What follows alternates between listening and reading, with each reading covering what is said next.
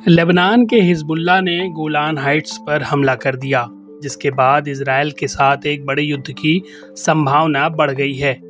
एक football ground में हुए मिसाइल हमले में 12 बच्चों और किशोरों की मौत हो गई। इजरायल और लेबनान के सीमा के करीब रहने वाले लोग डरे हुए हैं। इजरायल के एक बड़े पलटवार की आशंका जताई जा रही है, लेकिन एक्सपर्ट्स का कहना है कि इजरायल हिजबुल्लाह पर हमला करने से पहले 1000 बार सोचेगा, क्योंकि हिजबुल्लाह हमास की तरह कमजोर नहीं है। हमास के हमले के बाद इजरायल और लेबनान के बीच सीमा पर तनाव बढ़ गया।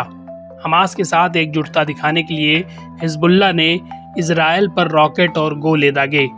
इजरायल ने भी पलटवार करते हुए दक्षिणी लेबनान और उसके बाहर हवाई हमले किए हैं और मिसाइलें भी दागी हैं। अक्टूबर से लेकर अब तक इस कार्रवाई से लेबनान में 450 से ज्यादा लोग मारे गए हैं, जिनमें से लगभग 100 आम नागरिक हैं, जबकि इजरायल का कहना है कि उसके 23 नागरिक और 17 सैनिक मारे गए हैं। हालांकि ना तो इजरायल और ना ही हिजबुल्लाह ने इस संघर्ष को बढ़ाया है। ये दिखाता है कि दोनों पक्ष एक बड़े टकराव से बचने में लगे हैं। लेकिन अब सवाल उठता है कि गोलान हाइट्स पर हिजबुल्लाह के हमले के बाद इजरायल क्या करेगा, क्योंकि 7 अक्टूबर के हमले के बाद हिजबुल्लाह की ओर से ये सबसे बड़ा अटैक है। हालांकि हिजबुल्लाह ने इस हमले में हाथ होने से इनकार कर दिया है। वहीं इजरायल का कहना है कि हिजबुल्लाह झूठ बोल रहा है। हिजबुल्लाह को अब इजरायल के एक बड़े हमले का भी डर है, जिसे देखते हुए लेबनान के दक्षिणी इलाकों के कई हिस्सों को खाली करा दिया गया है।